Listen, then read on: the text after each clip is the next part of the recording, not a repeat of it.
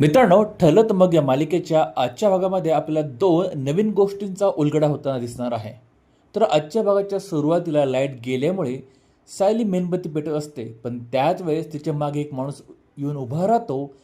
त्याच्या हातामध्ये चाकू असतो आणि तो चाकूने सायलीवर हल्ला करणार. तेवढ्यात अर्जुन हिरोसारखा येत तिला वाचवतो. या तिघांची झटापट होते. तो माणूस तिथून पळून जातो. मात्र सायलीच्या हातामध्ये त्याच्या गळ्यातली चैन लागते.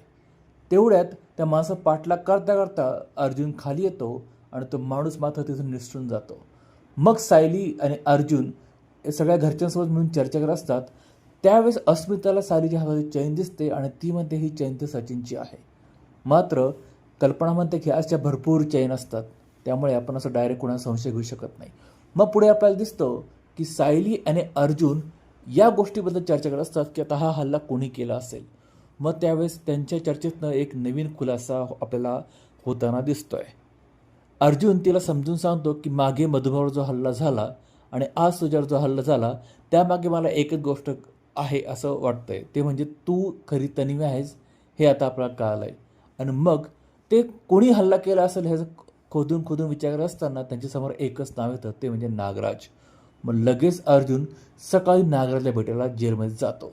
नागराज सुरुवातीला मी असं काही केलं नाही असं म्हणतो, मात्र नंतर फुशारकीमध्ये म्हणतो मीच हल्ला केला आहे. पण तू हे कसं प्रूव्ह करशील? आणि जरी तू प्रूव्ह केलं तरी कोर्ट मला दोनदा शिक्षा देणार नाही, त्यामुळे तुला जे करायचं ते कर. आता अर्जुन विचारात पडतो. तिकडे मात्र आपल्याला दिसतं की सायली आता बाहेर पडत असते. त्याच वेळेस त्यांच्या दारामध्ये प्रिया पोलीस आणि वकिलासोबत घरी येते आणि तिला बघून मात्र सायली भयंकर चिडते.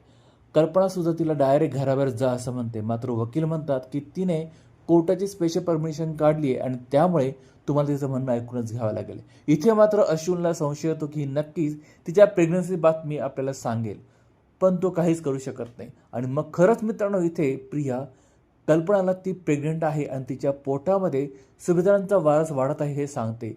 आणि हे ऐकल्यानंतर मात्र सायलीच्या आणि कल्पनाच्या पायाखाली जमीन सरकते.